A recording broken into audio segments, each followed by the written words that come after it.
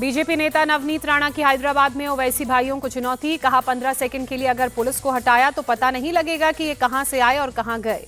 BJP उम्मीदवार माधवी लता के प्रचार के लिए हैदराबाद आई नवनीत राणा ने कहा वो 15 मिनट का जवाब 15 सेकंड में देंगी। नवनीत राणा ने लोगों से की अपील, कहा इस बार मतदान हैदराबाद को पाकिस्तान बनाने से रोकने के लिए करना है। नवनीत राणा ने माधवी लता की जीत का दावा करते हुए कहा इस बार मतदान हैदराबाद के सभी हिंदुओं को जगाने के लिए होगा। हैदराबाद के मलकपेट में असदुद्दीन ओवैसी ने देश में तानाशाह सत्ता का खतरा जताया, कहा बीजेपी को नहीं रोकेंगे तो भारत में श्रीलंका जैसा लोकतंत्र बन जाएगा। असदुद्दीन ओवैसी ने लोगों से वोट डालने की अपील कर कहा वोट ना देकर आप बीजेपी के लिए इस देश को पूरी तरह से हिंदू राष्ट्र बनाने का रास्ता खोलेंगे। National conference chief Farooq Abdullah का बीजेपी पर बड़ा हमला, कहा हिंदुस्तान में मुसलमान खतरे में हैं। फारूक अब्दुल्ला ने श्रीनगर की एक रैली में लगाया बीजेपी पर आरोप, बीजेपी देश में फैला रही है नफरत।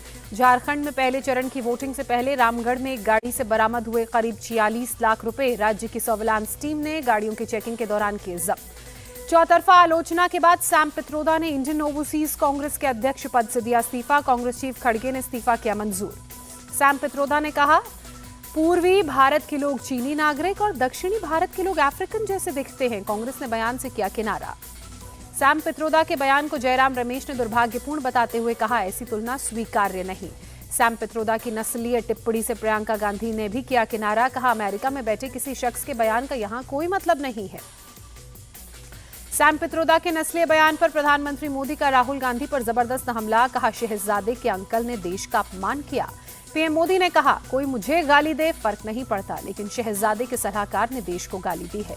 अमेठी में स्मृति ईरानी ने कहा सैम पित्रोदा के बयान से कांग्रेस का असली चेहरा उजागर हुआ, गांधी परिवार अपना स्टैंड क्लियर करे। केंद्रीय मंत्री स्मृति ईरानी का अटैक, कांग्रेस हमेशा देश को धर्म और जाति के नाम पर बांटती रही है। सैम पित्रोदा पर बरसे सुधांशु त्रिवेदी, कहा भारत की विविधता का अपमान किया। सैम पित्रोदा ने स्किन कलर के आधार पर भारत को बांटा, मंडी की रैली में बोले BJP chief JP Nadda. Sam Pitroda के बयान पर हमलावर हुई बीजेपी, गिरिराज सिंह ने कहा सोनिया और राहुल को देश से माफी मांगनी चाहिए। कंगना रनौत ने भी पलटवार कर सैम पित्रोदा के बयान को नस्लवादी और विभाजनकारी बताया, कांग्रेस को शर्म आने की बात कही। टुकड़े टुकड़े गैंग की सरदार है कांग्रेस, देश का फिर चाहती है बंटवारा, कंगना रनौत का बयान।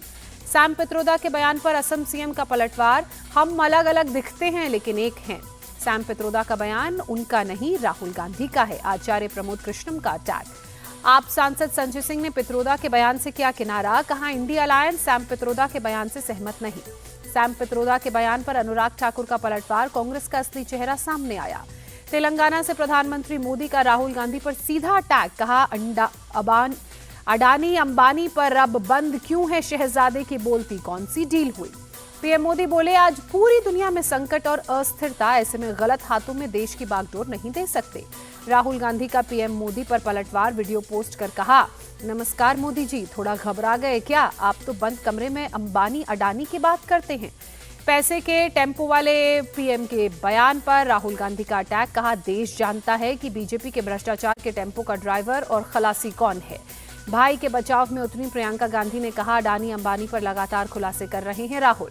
गरीबों के अधिकारों की लड़ाई जारी रहेगी, बीजेपी को संविधान से नहीं करने देंगे छेड़छाड़, प्रियंका गांधी वाड्रा का अटैक। केंद्रीय मंत्री स्मृति ईरानी ने राहुल गांधी और प्रियंका को दिया चैलेंज, कहा भाई बहन समय और तारीख तय करें, विकास के मुद्दे पर चर्चा कर लें। कांग्रेस ने चुनावों में किया बड़ा खेल, अडानी और अंबानी से पीछे के दरवाजे से हुई होगी डील, बीजेपी नेता मनजिंदर सिंह सिरसा का अटैक। टीएमसी नेता कुणाल घोष का बयान, अपनी नाकामियां छिपाने में जुटी बीजेपी उद्योगपति दोस्त भी छोड़ रहे पीएम मोदी का साथ। महाराष्ट्र के जालना में गृहमंत्री अमित शाह का राहुल गांधी पर बड़ा हमला, कहा अगर ये कभी सत्ता में आए तो राम मंदिर पर भी बाबरी नाम का ताला लगा सकते हैं। अमित शाह ने कांग्रेस पार्टी पर आरोप लगाते हुए कहा पाकिस्तान का पूरा एजेंडा भारत में राहुल गांधी की कांग्रेस पार्टी आगे बढ़ाती है। केंद्रीय गृह मंत्री ने पाकिस्तान को लेकर साधा निशाना, कहा पाकिस्तान राहुल गांधी से खुश, पाकिस्तानी रोज कर रहे हैं राहुल गांधी का समर्थन। तेलंगाना में आज राहुल गांधी करेंगे चुनावी प्रचार, शाम 4 बजे नरसापुर और 6 बजे सरूर नगर में करेंगे जनसभा को संबोधित। केंद्रीय गृह मंत्री अमित शाह भी आज तेलंगाना में करेंगे रैली, सुबह 10:30 बजे भोंगीर में जनसभा को संबोधित करेंगे। पाटलिपुत्र से लालू यादव को हरा चुके रंजन यादव आज होंगे आरजेडी में शामिल। पटना में सुबह 10 बजे सांसद मनोज झा की मौजूदगी में होंगे शामिल। पाटलिपुत्र से बीजेपी उम्मीदवार रामकृपाल यादव आज करेंगे नामांकन दाखिल। सुबह 11 बजे जमाल रोड से निकलेगा जुलूस। हिमाचल के मंडी में आज कांग्रेस उम्मीदवार विक्रमादित्य सिंह सुबह 11 बजे नॉमिनेशन फाइल करेंगे। सीएम सुखविंदर सिंह सुक्खू सहित कांग्रेस के तमाम नेता मौजूद रहेंगे। बिहार के रोहतास में भोजपुरी एक्टर पवन सिंह का नॉमिनेशन आज। काराकाट सीट से निर्दलीय लड़ रहे हैं चुनाव। कांग्रेस नेता विजय वेडेट्टीवाड़ ने शरद पवार के बयान का समर्थन कर कहा, चुनाव के बाद कई पार्टियां कांग्रेस में आएंगी। शरद की पार्टी के विलय पर कांग्रेस हाईकमान लेगा फैसला। कांग्रेस में एनसीपी शरद गुट के विलय पर बोली सुप्रिया सुले, इसका जवाब शरद पवार ही दे सकते हैं। शरद पवार के कांग्रेस में शामिल होने वाले बयान पर बोले उद्धव गुट के नेता अरविंद सावंत, हो सकता है कि उनकी पार्टी का ऐसा कुछ विचार हो। उद्धव गुट ने पीएम मोदी के महाराष्ट्र दौरे पर सवाल उठाते हुए कहा, अगर जीत का इतना भरोसा तो बार बार रैली क्यों कर रहे हैं। कांग्रेस में अपनी पार्टी विलय कर सकते हैं शरद पवार, सीएम एकनाथ शिंदे ने दिए संकेत। शिवसेना नेता संजय निरुपम ने कहा, शरद पवार अपनी पार्टी का कांग्रेस में विलय करने की सोच रहे हैं, पर बेटी को लेकर पेच फंसा है।